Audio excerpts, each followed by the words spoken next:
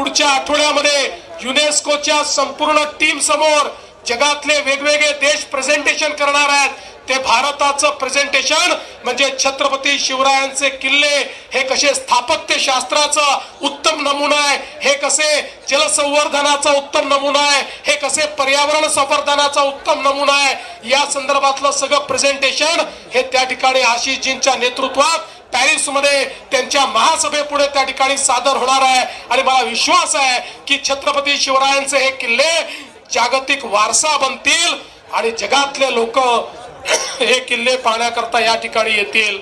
या निमित्ताने मी शरद दादा तुम्हाला आणि सर्वांना सांगू इच्छितो की जे मुद्दे तुम्ही मांडलेले आहेत ते महत्वाचे आहेत।